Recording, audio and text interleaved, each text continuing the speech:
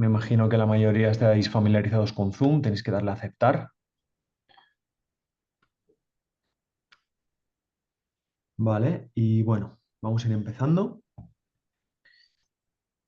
Webinar, ya habéis visto, magnesio, todo lo que necesitas saber. Vamos a hacer un recorrido sintético del magnesio como un mineral con un interés terapéutico muy, muy alto, ya entenderéis por qué. Vamos a hablar de las características del magnesio, de los mecanismos de acción, cómo funciona y los procesos fisiológicos en los cuales interviene de una manera más importante y que luego van a estar relacionados con las aplicaciones terapéuticas. Hablaremos de las principales aplicaciones terapéuticas del magnesio, dónde intervenir con él, las dosis y luego terminaremos hablando sobre la elección del producto del magnesio. Al final podréis ver que en el mercado tenéis bastantes productos de magnesio, entonces veremos primero identificar cuáles son los productos, la diferencia entre el magnesio total y el magnesio elemental, algunos efectos secundarios que algunas presentaciones de magnesio pueden tener y luego, bueno, pues cómo hacer la elección del producto de una manera un poquito más eficaz, ¿vale? Bien, pues algunos nos conocéis, otros no. Somos de Laboratorios EFINAT, equipo de profesionales. Hoy doy yo el webinar, mis compañeros Begoña y José Luis Alonso, en los cuales teníamos un proyecto que es crear una marca de suplementos con algunos principios básicos que son las características que nos distinguen. Nuestra filosofía es primero el rigor científico, como veréis durante toda la presentación y si os metís en la web y leéis los artículos que vamos colgando. Todos los artículos están referenciados, tratamos de que la evidencia científica sea sólida en toda la información que nosotros estamos proponiendo y ofertando. También que tengáis dentro de lo que es la evidencia científica un soporte cuando queréis o bien consumirlos como pacientes o bien recetarlos como terapeutas y que podáis tener esa seguridad que da el saber dosis, efectos secundarios, etcétera. Segunda característica, la trazabilidad de los productos. Procuramos siempre en el laboratorio que nuestros productos sean la mejor materia prima que podemos encontrar en el mercado.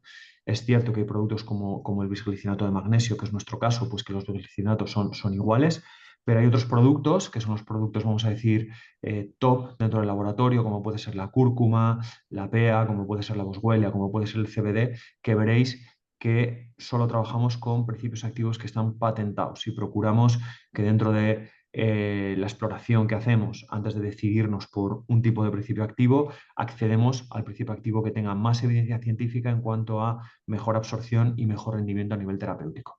Entonces, en cualquiera de los productos que, que miréis dentro de la página web, veréis que, por ejemplo, el CBD Senecta, que es la mejor materia prima que salió en un estudio que se realizó en la Comunidad de Madrid hace un par de años, en un estudio comparativo, en el único estudio comparativo que hasta la fecha ha salido en España y creo que en Europa respecto a diferentes CBDs, exactamente igual que la cúrcuma es el mejor principio activo a nivel de absorción y resultados, que es curcumin, levagen en el caso de la PEA y casperome en el caso de la boswellia. Entonces, veréis que en ese sentido todo tiene una trazabilidad y cuando decimos que nuestro principio activo es el mejor que hay, puede haber otros laboratorios que tengan el mismo, porque estos son patentes a las cuales compramos la materia prima, pero nos decidimos por el que tiene mejores resultados.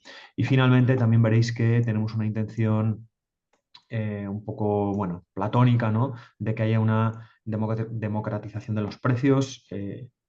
Cuando sabes cuánto cuesta un producto en su base y el precio final con el cual aparece en el mercado, ves que hay un incremento de costes muy alto y la manera de que al paciente, porque al final esto no va por la seguridad social, la manera final de que al paciente le resulte más asequible es el quitar intermediarios. Por eso hacemos venta directa y lo cual hace que nuestros productos tengan precios, como veréis, muy, muy interesantes.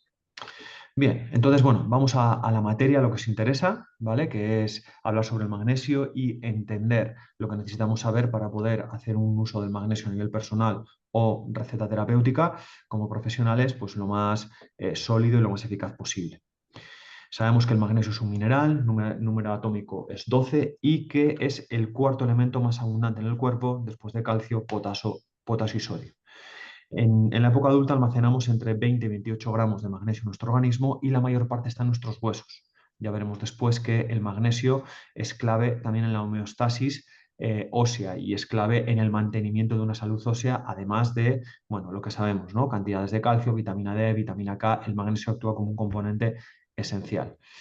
Magnesio y mucho en la naturaleza, hay bastante en lo que sería la alimentación, pero a día de hoy ya sabemos que los alimentos cada vez tienen menos magnesio por el uso excesivo que se hace de los suelos y que luego hay afectaciones en la absorción, porque muchas veces los combinamos con antinutrientes o en personas que están medicadas, lo cual hace que hoy la evidencia nos diga que hay déficit de magnesio a nivel dietético. Entonces va a ser interesante eh, primero, objetivar algunos síntomas que pueden estar relacionados con el déficit de magnesio, que hablaremos después, pero también el magnesio va a ser un suplemento que es un suplemento bastante asequible y que, en mi opinión, va a ser interesante suplementarlo día a día por estos déficits que comentamos y que veremos con mayor profundidad después. Bien, cuando hablamos del magnesio va a ser muy importante entender los procesos de absorción. Se absorbe fundamentalmente en intestino delgado, en la parte más distal, yeyunio e ilion, y un poquito en el colon, con lo cual ya podemos empezar a pensar que si hay alteraciones digestivas, la absorción del magnesio puede estar condicionada.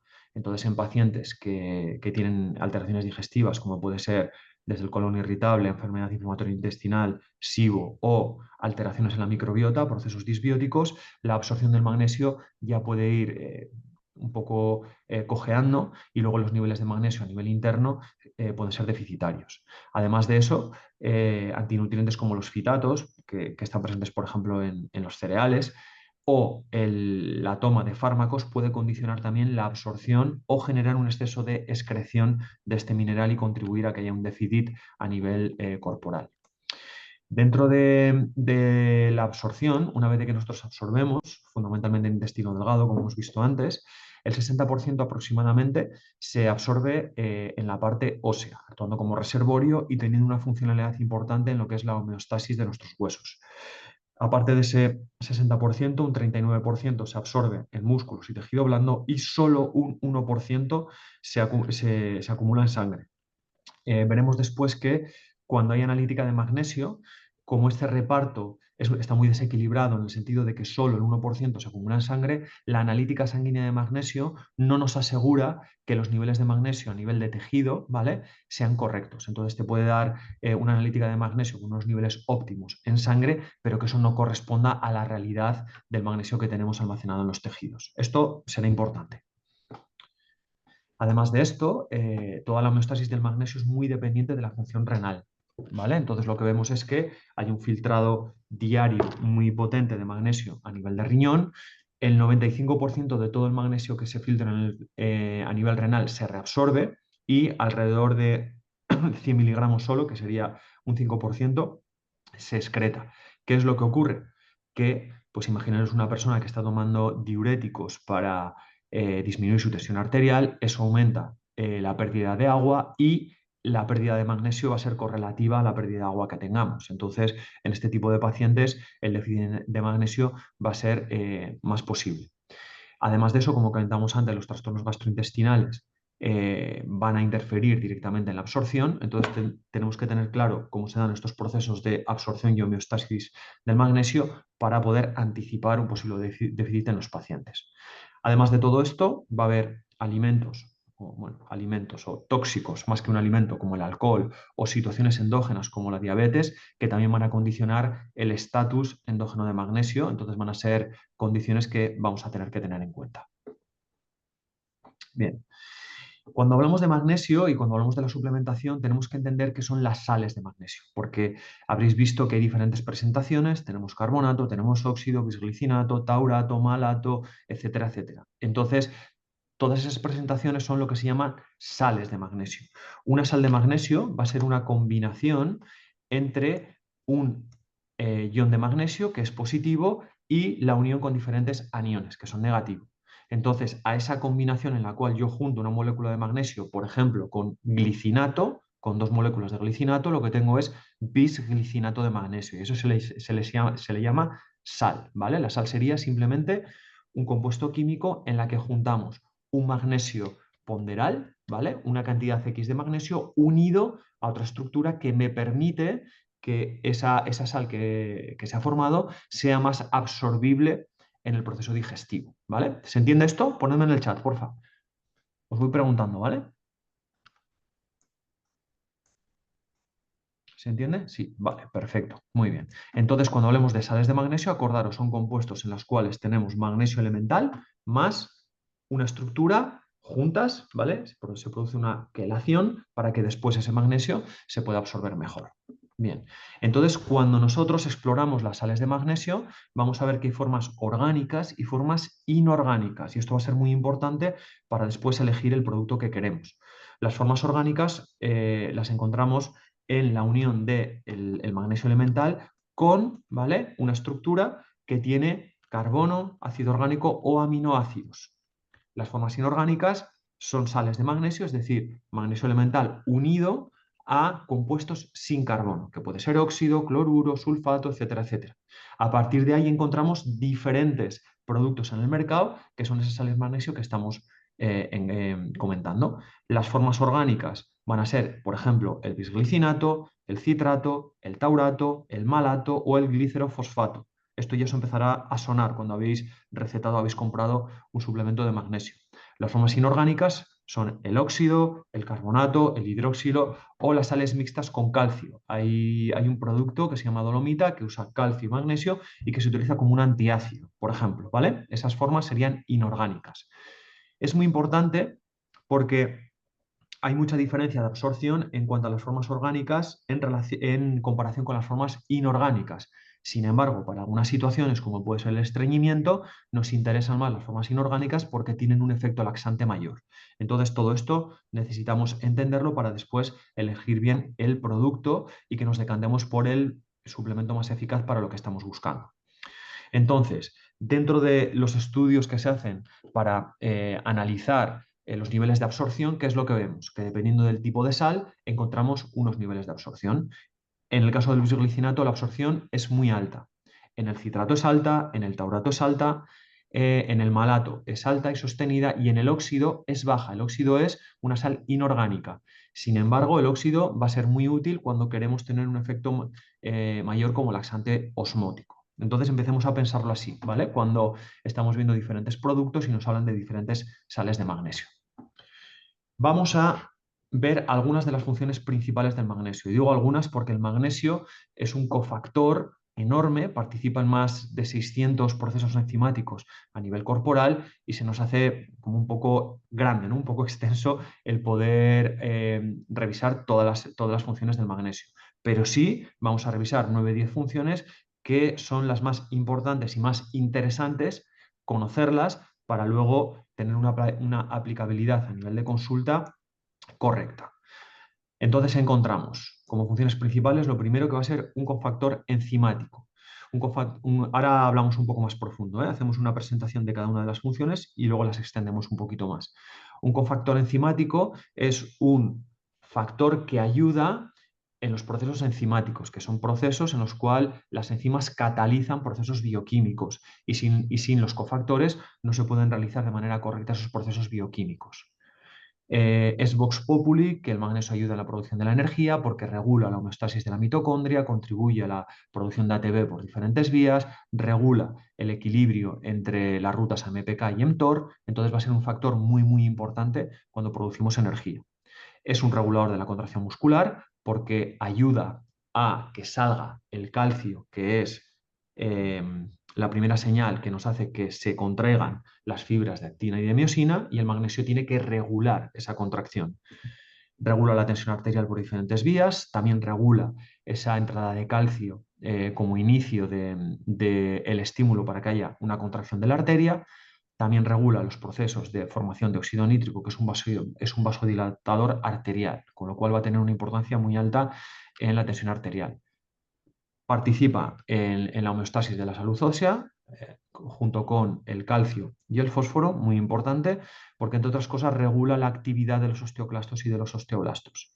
Magnesio regula también el sistema nervioso, regula la excitabilidad del sistema nervioso, muy importante, a través de los receptores NMDA, regula la producción de algunos neurotransmisores como son serotonina, dopamina y GABA. También participa en la regulación del sistema inmunológico por diferentes vías. Primero, ayudando a la viabilidad de las células inmunológicas, participa también en la señalización de la acción de algunas citoquinas, permitiendo, por ejemplo, la unión entre los compuestos anticuerpo y antígeno, ¿vale?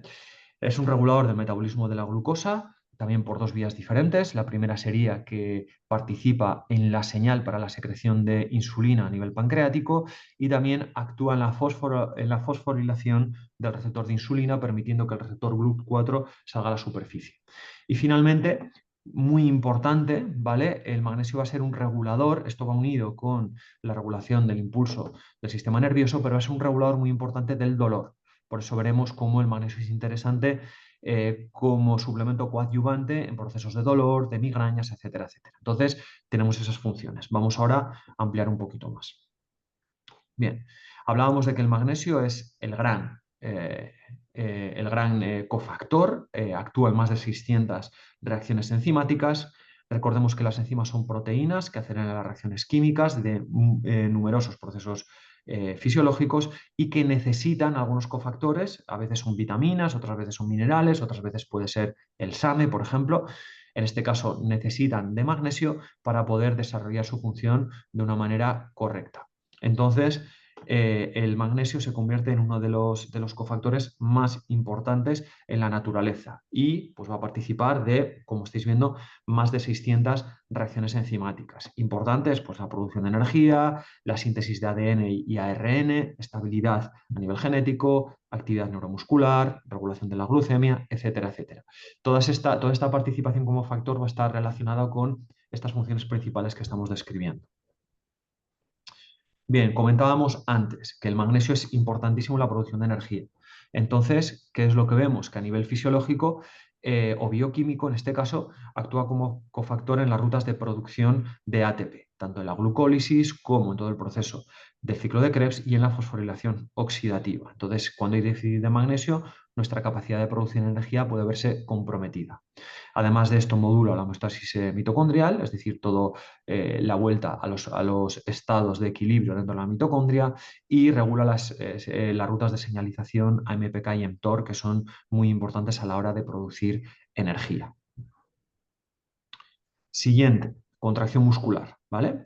Hemos comentado antes que para que haya una contracción muscular, también luego veremos en la parte de la tensión arterial, para que se produzca la contracción del vaso sanguíneo, necesitamos un impulso en la cual se produce una liberación de calcio y eso activa el proceso subsecuente que termina, ¿vale?, con la contracción de la fibra muscular, de los grupos de actina y de miosina. El magnesio lo que hace es actuar como un regulador de la entrada de calcio. Por lo tanto, ¿qué es lo que ocurre? Que si tenemos déficit de magnesio, hay un exceso de entrada de calcio y hay un exceso de contracción muscular. Por eso uno de los lugares donde podemos identificar que una persona puede tener déficit de magnesio es en la sintomatología muscular. Rigidez, calambres, contracciones involuntarias, ¿vale? Espasmos y demás pueden ser un síntoma de que esa persona tiene déficit de magnesio. Decíamos antes también que el magnesio actúa como un regulador del tono vascular, ayuda a relajar las paredes arteriales por varias vías. Uno, antagonista natural del calcio, exactamente igual que hemos visto con la contracción muscular. El magnesio tiene que regular la acción del calcio como primer estímulo para la contracción de la pared arterial. Además, el magnesio estimula la producción de óxido nítrico. El óxido nítrico es un relajante del vaso, con lo cual se convierte en un vasodilatador, ¿vale?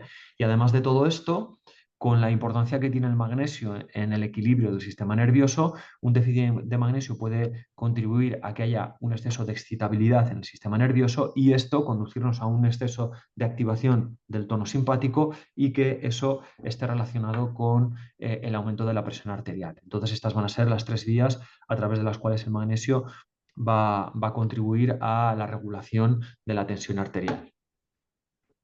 Además de esto, homeostasis ósea, como hemos comentado antes, acordaros que aproximadamente el 60% del magnesio se encuentra almacenado en huesos y cumple tres funciones principales. La primera es contribuir a la mineralización ósea junto con calcio y fósforo. Además de esto, también necesitaríamos vitamina D, vitamina K nos ayudaría también y demás, ¿vale? Pero estos serían los tres principales minerales.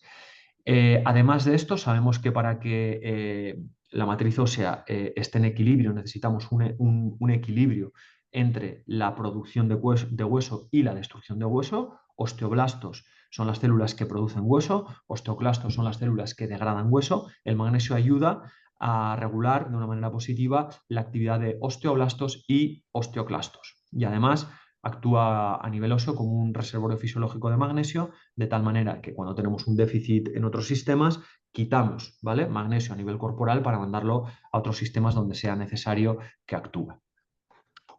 Bien, sistema nervioso, muy importante, va a ser uno de los lugares estrella donde el magnesio va a actuar, ¿vale? Al final el magnesio se convierte en un mineral que es clave en la regulación de la transmisión del impulso nervioso. Esto va a ser muy importante en el dolor, como vamos a ver ahora, ya que regula la transmisión del impulso a través del receptor NMDA. El receptor NMDA es un receptor que se activa con el glutamato fundamentalmente cuando hay que transmitir un impulso nervioso y el impulso nociceptivo, y lo que hace el magnesio es regular la despolarización de ese receptor NMDA. Además de todo esto, es modulador de diferentes neurotransmisores como la dopamina, la serotonina y el GABA. El GABA va a ser especialmente interesante, por ejemplo, en los procesos de epilepsia, ya hablaremos después, y además el magnesio contribuye a regular la excitabilidad de las membranas neuronales, de tal manera que si hay un déficit de magnesio puede haber un exceso de activación de esas membranas neuronales. Y eso puede correlatar, pues, por ejemplo, con parestesias, que es un síntoma también relacionado con el déficit de magnesio. Bien, además de esto, sistema inmunológico. El magnesio nos va a ayudar, como os he comentado antes, a la viabilidad de las células inmunitarias porque contribuye a la síntesis de ATP dentro del sistema inmunitario, a la estabilidad genética dentro de todos los procesos de codificación de ADN y ARN que se tienen que dar para que haya una actividad correcta del sistema inmunológico. Además de esto, modula la señal intracelular, por ejemplo, permite que los linfocitos se unan a las células diana y es fundamental para la producción de las células inmunológicas que son las citoquinas. Entonces, un déficit de magnesio también puede afectar negativamente a este sistema. A ver, que me he saltado. Vale, aquí. Vale, hablábamos también de la regulación de la glucosa a nivel sanguíneo y que el magnesio interviene por dos vías diferentes. La primera es directamente en el páncreas, ya que regula la señal que tiene que hacer que generemos secreción de insulina, y un déficit de magnesio se asocia a una menor secreción de insulina, y luego lo explicaré un poquito más después cuando hablemos de la aplicación a nivel terapéutico en la diabetes, ¿vale? Fundamentalmente en la resistencia a la insulina, que es la diabetes tipo 2. Tenemos que tener en cuenta también que es un cofactor clave para que se produzca la fosforilación del receptor de insulina y la posterior traslocación del receptor GLUT a la superficie celular para que pueda entrar la glucosa a nivel de la célula y que podamos producir energía a través de esa glucosa. Vale. Cuando hablamos también de la importancia que tiene el magnesio en el dolor, tenemos que hablar del glutamato inicialmente. Ya sabéis que el glutamato es el neurotransmisor excitatorio por excelencia y que el glutamato hace diana en dos tipos de receptores. Uno es el receptor AMPA y otro es el receptor NMDA. El receptor AMPA es un receptor que se despolariza rápido y termina su acción de una manera también rápida. El receptor NMDA tarda un poquito más en despolarizarse, pero después tiene un timing de acción más prolongado. ¿Qué es lo que ocurre? Que cuando hay un exceso de activación del receptor NMDA, eso contribuye a que haya más sensibilización del dolor. Y el magnesio, como se ve aquí, ¿vale? Lo que tiene que hacer es, una vez de que se ha producido la transmisión del impulso a través del glutamato, el magnesio tiene que colocarse en el receptor, ¿vale?, para ser un antagonista de la conducción del impulso nociceptivo. Al final lo que hace el magnesio es impedir la entrada de calcio y por lo tanto de alguna manera bloquear ese receptor para que el impulso de dolor vuelva a la homeostasis y que nuestro sistema nervioso no esté continuamente mandando un impulso nociceptivo, ¿vale? Bien, entonces voy a volver atrás, que ya sé que es mucha información. Dejo aquí y pregunto. ¿Dudas sobre las acciones principales del magnesio? Os leo aquí, ¿vale? Si alguien tiene alguna duda, es buen momento para preguntar.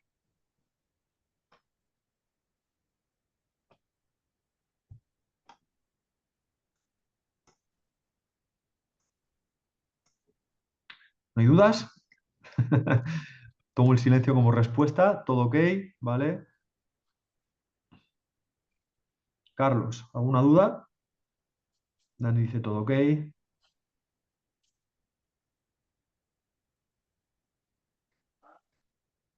Vale. Continúo entonces. ¿Puede impactar la dieta en el equilibrio del magnesio? Sí, claramente. Lo vamos a hablar ahora, Carlos. Sí, sí, sí. Claramente, ¿vale? Ahora vamos a ver cómo hay déficit dietético de magnesio, es lo que nos dicen los estudios, y sí, claro que puede impactar por diferentes vías, ¿vale? Ahora lo comentamos. Y también la medicación, muy importante, Estoy escuchando una cosa al magnesio. ¿vale? Ven, que te cuento una cosa que me ha escrito. Vale, Paloma, cuidado con el audio, ¿vale? Que se te ha encendido. No sé si querías preguntar algo. A nivel de acidosis. Vale, a nivel de acidosis, ¿qué quiere decir? Que cuando hay un balance ácido a nivel corporal. Sí, podría ser, porque el magnesio también se puede utilizar como un sistema de tamponamiento de la acidez, ¿vale? Lo que pasa es que el tema de la acidosis al final se presupone, más que a través de pruebas objetivas, se presupone cuando hay patología y demás, ¿no? Entonces, sí, podría ser. Vale, no sé si hay más preguntas. Luego, de todas formas, al final dejaremos un espacio para hacer más preguntas. Y como no estamos muchos, estamos como 20 o 20 y algo, incluso podemos dar un espacio para abrir micros, ¿vale? Vale. Entonces, pasamos a lo siguiente. ¿Cuáles son las necesidades diarias recomendadas de magnesio? ¿Vale? Va un poco también en relación a peso, ¿vale? Por eso cuando somos pequeñitos, pues las necesidades son un poquito más bajas. Hay un poquito de diferencia entre hombres y mujeres también, porque suele haber una diferencia de peso a nivel biológico. Entonces, en adultos, más o menos, tenemos unos requerimientos desde la adolescencia hasta ya adultos mayores de 31 años de alrededor de 400 miligramos día en hombres y unos 350 aproximadamente en mujeres. A partir de ahí, cuando nos vamos hacia edades más tempranas o más jóvenes, pues necesitamos un poquito menos. Pero ya vemos que son unas necesidades ya importantes, ¿vale? De magnesio elemental. Luego hablaremos de la diferencia entre el magnesio total y el magnesio elemental en los suplementos, que es bastante importante, ¿vale? ¿Dónde encontramos magnesio? Rosa, luego comentamos, en la diabetes tipo 1 es un poquito diferente, ¿vale? Pero luego comentamos, respondo a tu pregunta cuando hablemos de las aplicaciones. ¿Dónde encontramos magnesio? Pues fundamentalmente en las semillas, frutos secos, ¿vale? Fijaros, semillas de calabaza, no es un fruto seco como tal, pero es el alimento con más cantidad de magnesio, almendra, anacardo, cacahuete, acordaros, no es un fruto seco, es una legumbre con muchos antinutrientes, entonces no recomendaría yo en ningún caso, ya sé que se ha puesto muy de moda la mantequilla de cacahuete, ¿vale? Otra de las malas costumbres nutricionales que hemos importado desde Estados Unidos, porque el cacahuete es una legumbre con muchísimos antinutrientes, especialmente alto en saponinas. Vemos también que el salvado de trigo tiene una cantidad de magnesio alta. La hoja verde, ¿vale? Especialmente la espinaca, es alta en magnesio. Y luego vemos, ¿vale? Pues que uno de estos placeres que es saludable en cierta medida y cuando no lo mezclamos mucho con azúcar y demás, pues es el chocolate, ¿vale? Pues el chocolate, cuanto más alto sea la dosis de cacao, porque lo importante aquí no es tanto el chocolate, sino el cacao, es bastante alto en magnesio. Entonces, siempre que vayáis a tomar cacao o a recomendar a algún paciente que tome cacao, pues lo ideal es mandarle chocolate, pues que sea como mínimo 70 y si no para arriba, o si no, cacao en polvo directamente, ¿vale? El cacao, acordaros que es prácticamente también un alimento funcional porque tiene múltiples ventajas. El problema está cuando al cacao empezamos a mezclarlo pues, con manteca de cacao, con azúcar y demás, que ya pasamos de tener un alimento saludable a tener un alimento que es insalubre, ¿no? Por el exceso de cosas que estamos mezclando a ese cacao. Bien, entonces comentábamos, ¿hay déficit dietético de magnesio? Pues la verdad es que sí. Esto es un estudio que mide la cantidad de magnesio en algunos alimentos y vemos cómo desde 1914 la cantidad de magnesio en alimentos altos, hoja verde, fundamentalmente mide este estudio, ha bajado pues de una manera muy preocupante, ¿vale? Entonces los estudios lo que nos dicen es que se reportan ingestas deficitarias tanto en Estados Unidos como en Europa y como en China, y que se calcula que el 50-60% de la población adulta no llega a las ingestas mínimas necesarias. Estamos hablando de ingesta, de que ingeramos en lo ingiramos en la comida. Luego habrá que ver los procesos de absorción y de excreción, ¿vale? Por todos los condicionantes que estamos comentando. Fitatos o antinutrientes, alteraciones en la microbiota, ¿vale? O sistema digestivo que dificulten el proceso de absorción y también medicamentos o tóxicos como el alcohol y demás que interfieren en la absorción de este mineral. Epa. Vale, entonces los motivos por los cuales se ve que hay déficit de magnesio es, primero, lo que hemos visto antes en el estudio anterior, ¿vale? Es que los suelos ya son deficitarios per se de este mineral y también de otros. Al final sobreexplotamos los suelos y no da tiempo a que haya una recuperación correcta de los micronutrientes necesarios. Patrones alimentarios deficitarios, ¿vale? Todo lo que sería el modelo nutricional occidental, con exceso de ultraprocesados y demás, que primero tienen poco magnesio y después el exceso de grasas saturadas, exceso de azúcares y demás condicionan la absorción del magnesio. Y luego, situaciones en las cuales la biodisponibilidad se reduzca porque estamos mezclando esos alimentos ricos en magnesio, pues lo que podrían ser las espinacas o las semillas de calabaza, con antinutrientes o con medicamentos, con lo cual al final, aunque yo esté metiendo suficiente a nivel dietético, puede que haya un déficit por el condicionante que generan los antinutrientes o los fármacos. Vale. Además de todo esto, ¿vale? Y esto lo tenemos que tener bien apuntadito a nivel mental cuando trabajamos con pacientes. Tenemos que saber que hay medicamentos como los diuréticos que aumentan la excreción, ¿vale? Acordaros, ¿vale? El 95% del magnesio tiene que reabsorberse a nivel renal. Cuando nosotros metemos diuréticos y aumentamos la, perdón, la diuresis, cuando se aumenta la diuresis no estamos excretando únicamente agua, sino que muchas veces hay micronutrientes que salen de nuestro cuerpo junto con ese exceso de agua. También personas que toman exceso de infusiones o de bebidas diuréticas, como puede ser el café, el té y demás, ¿vale? Entonces esto hay que tenerlo en cuenta. Hay asociación entre los protectores de estómago, ¿vale? Los inhibidores de la bomba de protones, omeprazol, pantoprazol y demás, con hipomagnesemia, ¿vale? Entonces esto tenemos que tenerlo en cuenta. La metformina, que es un medicamento que se utiliza para tratar la diabetes tipo 2, también se asocia con un déficit de magnesio. Y la digoxina también puede reducir la absorción renal de este mineral. Entonces, tenemos que tener presente siempre, ¿vale? Los pacientes, joder, disculpad, las medicaciones que toman y el efecto que eso puede generar en los niveles de magnesio.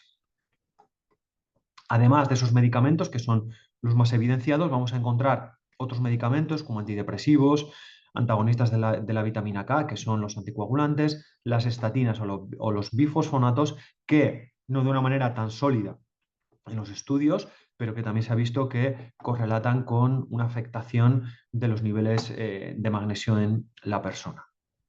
Bien. Síntomas, disculpad un momento, ¿vale? Que necesito un poquito de agua.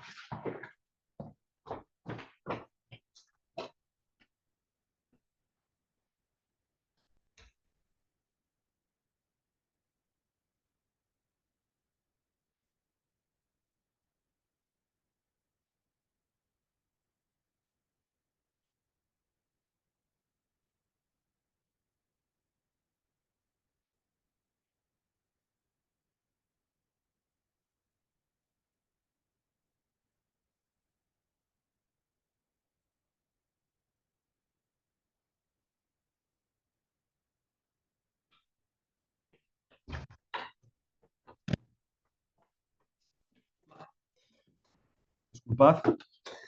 Vale, síntomas a través de los cuales podemos identificar que hay déficit de magnesio? Pues son los síntomas que están asociados a todas esas funciones que hemos ido viendo antes. Primero, astenia o fatiga generalizada, ¿vale? A nivel muscular, calambres, fasciculaciones, debilidad muscular, exceso de tensión, ¿vale? Los calambres o los hormigueos a la noche suelen ser un síntoma muy típico de déficit de magnesio.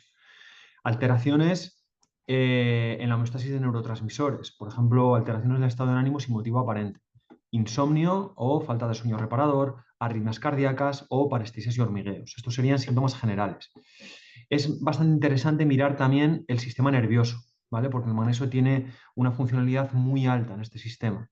Entonces, puede haber correlación fuera parte de procesos que están relacionados con el estrés, ¿vale? Nerviosismo o ansiedad, dolores de cabeza o migrañas, importante, insomnio que hemos comentado antes, hipersensibilidad a sonidos o estímulos, temblores o tics, trastornos del estado de ánimo y en casos graves también de hipomagnesemia puede contribuir a que aparezcan convulsiones y demás, ¿vale? Como uno de los factores. Muchas veces es un factor asociado a otras cosas, es decir, déficit de magnesio más otras cosas termina en este tipo de síntomas. Vale. Entonces, hay veces que, bueno, somos muy amigos de las analíticas y evidentemente son necesarias muchas veces, pero en el caso del magnesio, la analítica no es especialmente relevante, ¿vale? Porque mide el magnesio a nivel sanguíneo y lo que se ha visto es que el estatus de magnesio a nivel sanguíneo puede estar bien, pero no, como no medimos el 99% del resto de magnesio, que como hemos comentado antes, está en hueso, en músculo y en tejido blando, podemos tener un déficit en el resto de tejidos, pero puede haber unos niveles suficientes a nivel de analítica sanguínea. Entonces, bueno, si ya da mal en la analítica sanguínea, correcto, ya lo tenemos objetivado, pero no porque dé bien en la analítica sanguínea, vamos a pensar que los niveles de magnesio están correctos. Entonces, acordaros, ¿vale? Síntomas asociados que pueden ser reveladores en ese sentido. Bien. Entonces, vamos ya a las aplicaciones terapéuticas, ¿vale? Ya hemos visto un montón de funciones, entonces, ¿dónde nos vamos a ir? A todos esos procesos donde hay una alteración disfuncional o patología directamente y donde podemos intervenir con el magnesio directamente o como coadyuvante de otras intervenciones que estamos haciendo, tanto a nivel de medicamentos alopáticos como a nivel de una propuesta de tratamiento basado en fitoterapia o terapia ortomolecular. Entonces, primero, magnesio y fatiga, que comentábamos antes, ¿no? Mecanismos de acción que vamos a cubrir: mejora del ATP, mejora de la producción del ATP, mejora de la homeostasis a nivel de la mitocondria, regulación de las rutas mTOR y AMPK, ¿vale? Entonces, cuando haya cansancio, algo sencillito, magnesio. Dosis que se ven en los estudios, entre 300 y 600 miligramos de magnesio elemental diario, ¿vale? Luego veremos la diferencia entre magnesio total, porque tenemos suplementos que tienen 1 gramo de magnesio, pero el magnesio elemental, que es el que nos interesa, es menos, ¿vale? Y cuando nosotros planteamos cuántas cápsulas tiene que tomar, nos tenemos que ir al magnesio elemental que queremos acumular con esa intervención, ¿vale? Luego lo comentamos. Magnesio y mejora de sueño, importante, ¿vale?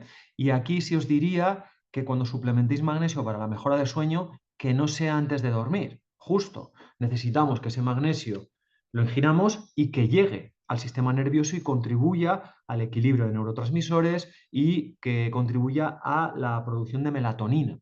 Entonces necesitamos ingerirlo pues unas 3-4 horas antes de dormir. Ahí sería interesante, ¿vale? Porque ese es el tiempo que tarda en digerirse, absorberse y llegar.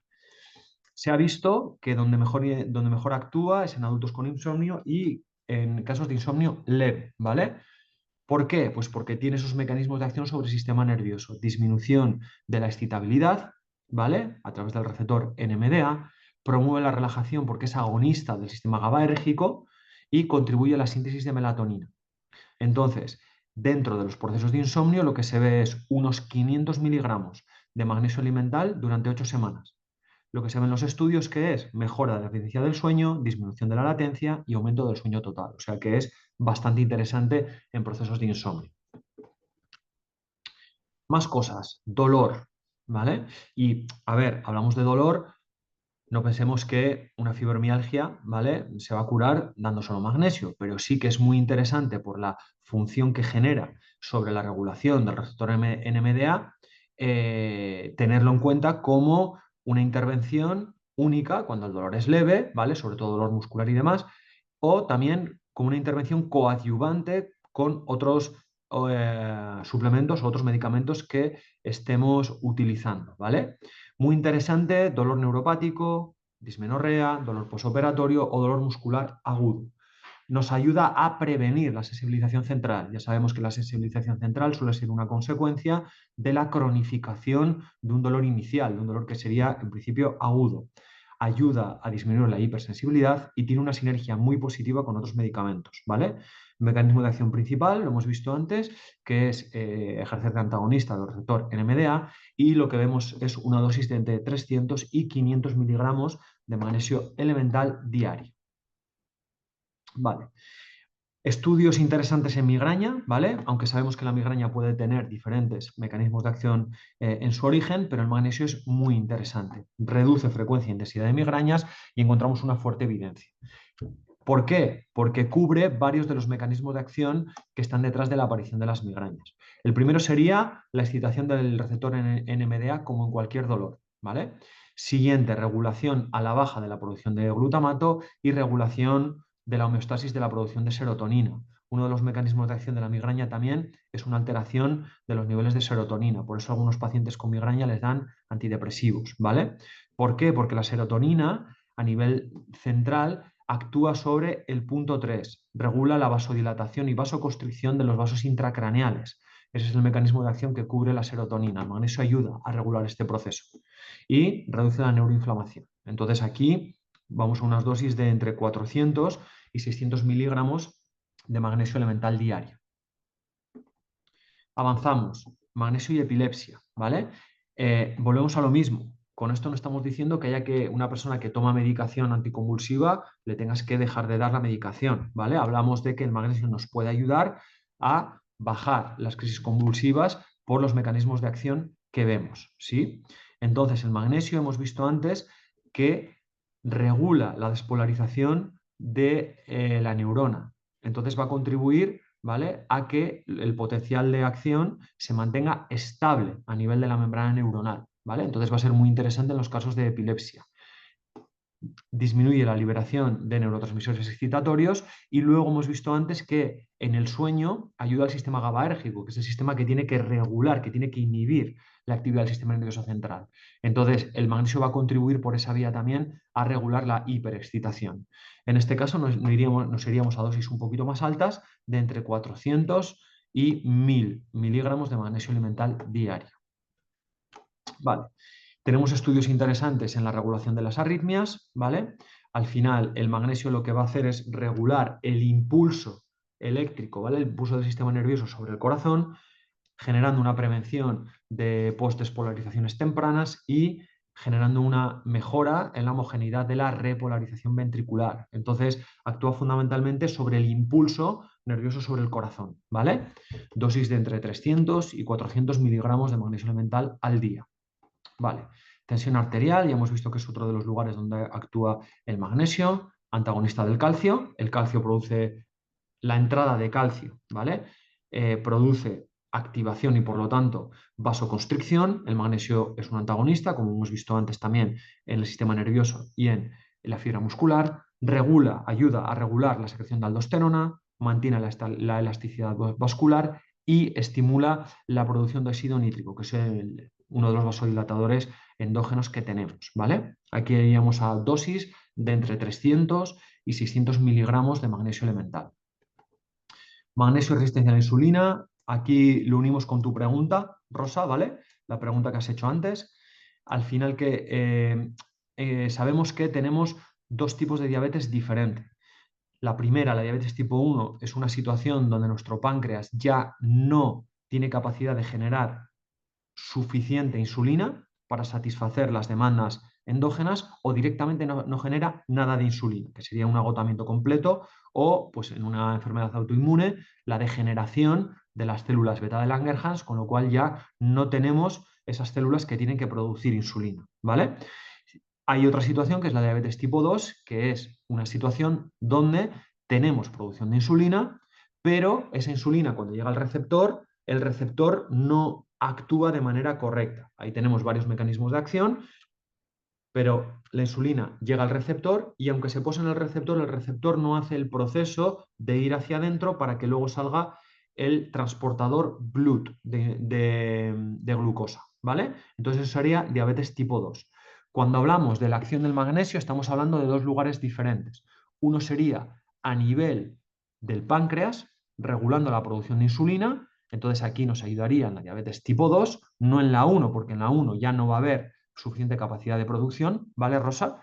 Lo que sí es cierto es que en la diabetes tipo 1, si luego hay problemas en el receptor de insulina a nivel de la célula o problemas en la translocación del transportador GLUT a la superficie celular, ahí sí nos podría ayudar. Entonces, es muy interesante en diabetes tipo 2 y es interesante también en diabetes tipo 1, ¿vale? Dosis de entre 250 y 400 miligramos de magnesio elemental. ¿Queda respondida la pregunta, Rosa?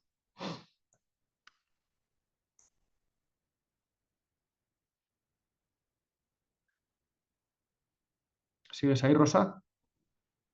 Bueno, me va a responder. Sí, vale, perfecto. Gracias. Muy bien. Más, magnesio y estreñimiento. Esto es súper típico, ¿vale? Lo habréis utilizado muchas veces. Aquí sí va a ser importantísimo la elección de la sal, ¿vale? Y sí que es cierto que aquí las sales inorgánicas son más interesantes que las sales orgánicas. El que más estudios tiene es el óxido de magnesio, ¿vale? También el carbonato tiene resultados interesantes. Mecanismo de acción, laxante osmótico. Un laxante osmótico es una sustancia que produce el aumento de la secreción de agua en la luz intestinal, ¿vale? Entonces lo que hace el magnesio es estimular producción de agua y eso nos genera una diarrea osmótica, ¿vale? Dosis entre 1 y 2 gramos al día dividido en varias tomas. Yo empezaría por dosis pequeñitas, tenéis óxido de magnesio en cápsulas, 300, 400 miligramos, empecéis con una y vais subiendo. Lo único, cuidado en personas que tengan afectado el riñón, ¿vale? Porque se puede producir una afectación de los niveles de magnesio por alteraciones en el riñón. Entonces, aquí sí que cuidado, ¿vale? Sobre todo con esta sal de magnesio. En otras no hay tanta importancia, pero sí con el óxido de magnesio. Bien, hasta aquí con las indicaciones más importantes del magnesio. Ahora vamos a la elección del producto, ¿vale? Hay un montón de productos en el mercado. Entonces, ¿qué es lo que tenemos? Primero, tenemos que mirar cantidad total versus magnesio elemental. Cuando veis un producto y veis la cápsula, vais a ver 900 miligramos de magnesio o 800 miligramos de magnesio. Y al lado lo que vais a ver es magnesio elemental, que es realmente el magnesio útil que va a aprovechar nuestro cuerpo, ¿vale? Entonces, magnesio total es magnesio elemental más, ¿vale? Esa sustancia que va unida al magnesio para que se pueda absorber mejor, ¿vale? Bisglicinato, citrato, malato, lo que sea. El magnesio elemental es la cantidad de magnesio puro y duro que vamos a encontrar en ese suplemento. Entonces, cuando hablamos de 200 miligramos, 400 o 500, tenemos que irnos a mirar la dosis de magnesio elemental para sumar cápsulas para llegar a esos niveles, ¿vale? Importante. Bien, tipo de sal que vamos a elegir, sales orgánicas, sales inorgánicas y demás, bisglicinato, citrato, taurato, malato, etc. Entonces, cuando vamos a elegir una sal, tenemos que tener en cuenta los posibles efectos secundarios. Las que mejor se absorben son las orgánicas, ya lo hemos comentado antes, pero dentro de las orgánicas hay una que es el citrato, que cuando lo damos en dosis un poquito más altas, ¿vale? Da efectos secundarios, sobre todo diarrea e incomodidad digestiva, ¿sí? Dolor abdominal, calambres, flatulencias o pesadez gástrica. Suele ser, ¿vale? Autolimitado. ¿Qué quiere decir? Lo he tomado una vez, me da la sintomatología, cuando ya digiero se me pasa. No suele dejar un efecto secundario a largo plazo. Pero pues tenemos que tener en cuenta esto con el citrato, porque el citrato puede generar ese efecto secundario, a diferencia de otras sales que pueden ser el bisglicinato, el taurato o el malato. Estos en general no suelen dar problemas digestivos, ¿vale? rara vez dan molestia, rara vez dan diarrea. Entonces, tenemos que empezar a orientarnos un poquito más por los que son más seguros en ese sentido. Vale. Ahora está muy de moda el taurato de magnesio, ¿vale? Aquí vais a escuchar y leer de todo. Es que se absorbe mucho mejor, es que tal, y vale. Hay pocos estudios.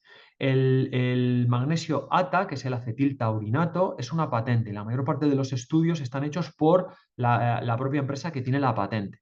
Lo que se calcula es que se absorbe entre un 20 y un 50% más a nivel de intestino, ¿vale? Que es interesante. ¿Cuál es el problema?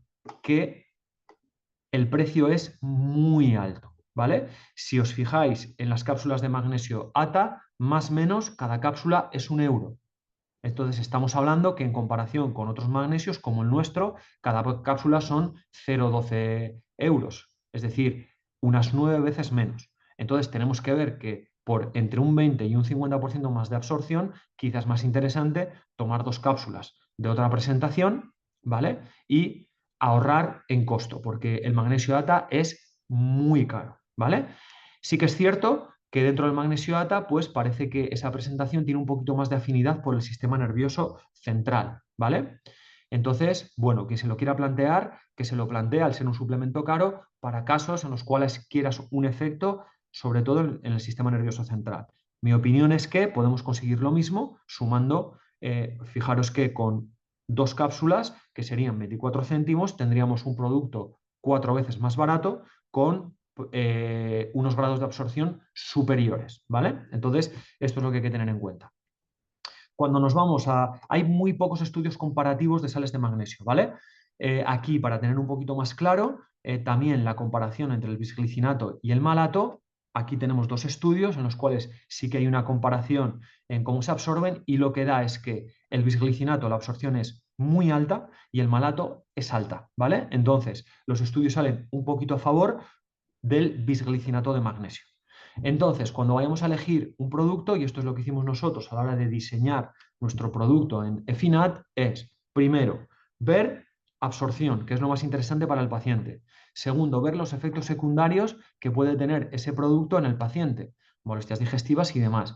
Y tercero, ver el precio, porque si tenemos un producto que se absorbe muy bien, pero que es 10 veces más caro, pues sale más a renta, ¿vale? Tener un producto que se absorbe un poquito peor y dar 2 cápsulas cuando sea necesario. ¿Se entiende esto? Entonces, lo que nosotros hemos hecho es elegir el bisglicinato como producto para nuestro laboratorio. Al final tenemos un producto en el cual tenéis 120 cápsulas, 900 miligramos de magnesio por cápsula, que sería el magnesio total, ¿vale? Importante. De esos 900 miligramos, 150 miligramos son el magnesio elemental.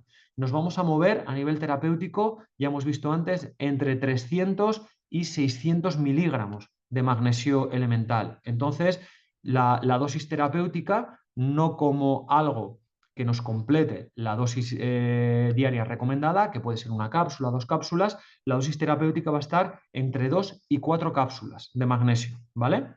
Además de esto, en nuestro producto metemos B6 por varios motivos. Uno, porque mejora la absorción intestinal del magnesio y luego porque la vitamina B6 potencia los efectos sobre el sistema nervioso que tiene el magnesio, ¿vale? Entonces tenemos un producto que 120 cápsulas es un precio muy barato. Acordaros que en nuestro laboratorio procuramos que no haya intermediarios y eso hace que podamos bajar los precios. 14,95 y el precio son 12 céntimos, ¿vale? Por cápsula de bisglicinato de magnesio, ¿vale?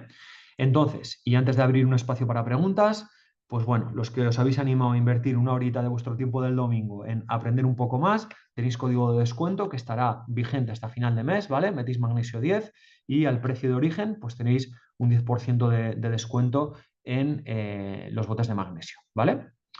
Entonces, bueno, hasta aquí toda la parte teórica, ¿vale? Un espacio de preguntas. Dudas, preguntas.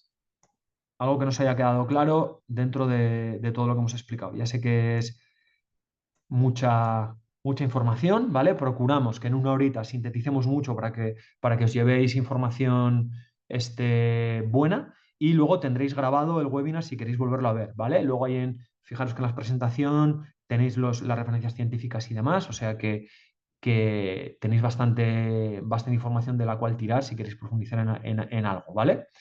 Entonces, como no estamos muchos, tenemos como 10 minutitos, un cuartito de hora de preguntas. Si alguien tiene alguna pregunta, que levante la mano, abrimos audio, ¿vale? Y podéis preguntar directamente en vez de escribir, ¿vale? Vale, Idoia, brutal, es que ricasco. Rosa, se debe tomar entre comidas el magnesio, ¿vale? Ahora vamos, Dani, ¿vale? Voy a la primera de Rosa. Es hidrosoluble, entonces no hay tanta importancia de comerlo, de tomarlo junto a comidas, ¿vale? Si hablamos, por ejemplo, de omega 3 o CBD, sí, se ha visto que mejora la absorción en comidas ricas en grasa, porque ya ahí el CBD viene siempre en un aceite, el omega 3 es un aceite, necesitamos segregar todas las lipasas que nos van a ayudar a absorber mejor. Entonces el magnesio no es tan relevante, ¿vale?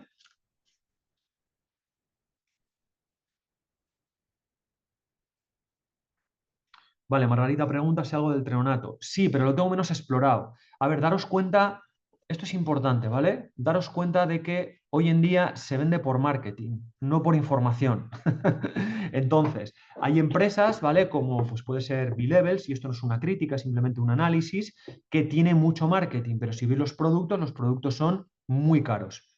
Muy caro, ¿qué quiere decir? Que la inversión en marketing y la inversión en toda esa gente que te recomienda los productos, te doy un código. Cada persona que os recomienda un producto y os da un código tiene un beneficio de eso. Entonces suben mucho, ¿vale? Los precios. Cuando hablamos del treonato es uno que tengo menos explorado, ¿vale? Porque es más nuevo, pero los niveles de absorción en lo que he visto no difieren mucho al bisglicinato, al malato y demás. Entonces, nos quedamos con lo mismo, o sea, valorar con estos principios que hemos dicho. Absorción, ¿vale? Efectos secundarios y el precio final, ¿vale? Dani, enciende audio si quieres y pregunte usted. Bueno, sí, que muchas gracias por este ratito. Yo te quería preguntar Sí. acerca de cuánto tiempo hay que tomarlo, porque si dices que la analítica en sangre no es un valor fiable, ¿cómo puedo saber si la persona ya no necesita tomar magnesio? O sea, ¿es más de manera crónica continua que hay que tomarlo o tú recomiendas algunas semanas? Has dicho, por ejemplo, para el sueño 8 semanas, pero en otras condiciones, ¿cómo lo sueles gestionar? Yo suelo, con el magnesio, igual que con algún otro suplemento que es como muy básico, omega 3, vitamina D, estamos en dos escenarios. Uno, que tú quieras suplementártelo como un accesorio a la parte dietética, ¿vale? Entonces puedes tomar una capsulita diaria sin problema. Cuando lo estás usando a nivel terapéutico, guíate por los síntomas. Entonces, yo a nivel clínico lo que hago es guiarme por los síntomas. Toma magnesio X tiempo, vamos reduciendo y a ver si hemos conseguido recuperar la homeostasis de ese sistema, bien sea sistema muscular, bien sea sistema nervioso o el sistema sobre el cual estés actuando. Y cuando vas reduciendo las dosis, ver cómo está la sintomatología. ¿Vale? O sea, cuando no tenemos unas analíticas súper concretas que me vayan a decir si hemos recuperado, pues como puede ser la vitamina D, por ejemplo, ¿vale? Que es más fiable la analítica que la de magnesio, tenemos que ir a nivel sintomático. Perfecto. Vale. Aquí hay otra pregunta. C. Fernández, que no sé si eres Carlos o su absorción se ve afectada con el café. Probablemente sí, porque el café es diurético. Entonces, eso es lo que tenemos que tener cuidado, ¿vale? Todas las bebidas que sean diuréticas y aumenten el orinar pueden afectar a los niveles de magnesio, ¿vale? Carlos Barragán, adelante. Buenas, Iker, muchas gracias, como siempre. Que escucha, ¿puede haber diferencias en la dosificación entre si son los pacientes pues, con un nivel de actividad mucho más alto que otros? Por ejemplo, no sé, paciente sedentario versus una persona que entrena con cierta regularidad. Al final, en una persona que entrena con cierta regularidad, ¿vale? Las necesidades en general van a subir un poco, porque el consumo también va a subir. Lo que no sabría decirte es si te va a subir en un 10%, en un 20%, porque eso es más difícil de ponderar. Ujú. ¿Vale? Entonces es como Ok. todo. Cuando tú aumentas gasto, aumentas necesidades calóricas, normalmente aumentas un poquito también necesidades proteicas y así con la mayor parte de los recursos que necesita el cuerpo para funcionar bien. Pero porque es verdad que sí que hay mucha, sobre todo en, bueno, cierto rendimiento, Ujú. alteraciones muchas veces del sueño. Entonces, por si lo podemos utilizar o si puede deberse a este déficit, ¿no? el insomnio derivado de, más allá de las alteraciones del sistema nervioso, simpático, parasimpático, etc. Pero repite la primera parte que no te he oído, o sea, la alteración del sueño Sí, derivado que del muchos, deporte. sí, eso es. A ver, pero ten en cuenta que el deporte, depende a qué hora lo hagas, si lo haces a Sí, la eso sin tarde, duda, por eso. es un estimulante del simpático. Entonces, no, para una persona que tiene alteraciones de sueño, deporte a la tarde en higiene de sueño es una contraindicación. Total, total, sin duda. Entonces, Sí, igual pero que necesitas dar magnesio e incluso, ¿vale? O hacer algo que te lleve a estimular el parasimpático, como puede ser meditación, relajación, o dar algo que tenga un efecto más ansiolítico, como puede ser CBD o ashwagandha o alguna cosa así. perfecto. Vale. Dice Cristina, a mí me ha descolocado un poco lo de utilizar una sal inorgánica como el óxido. Mi duda es si se toma bisglicinato, ¿te ayuda a la función del estreñimiento o debemos combinar óxido y bisglicinato? Cristina, yo te digo, lo que se ve en los estudios, ¿cuál es más eficaz? Entonces son dos cosas diferentes, porque si tú usas óxido, al final la absorción de ese óxido a nivel interno, lo que te va a llevar al tejido, a los tejidos, al sistema nervioso, al músculo y demás, va a ser menor. Entonces, si tú me preguntas, sal para el estreñimiento, más eficaz el óxido que el bisglicinato. Si tú lo que quieres es una sal con un efecto más endógeno para el sistema nervioso, para el dolor, para el músculo, para la tensión arterial, entonces mi recomendación es bisglicinato. ¿Que quieres las dos, las dos cosas? Disculpa, puedes combinar ambas, ¿vale? Vale, muy bien. Venga, más preguntas.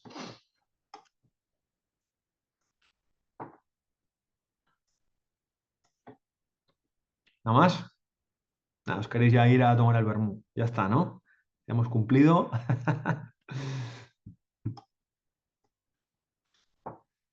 Bueno, no hay más preguntas a la 1,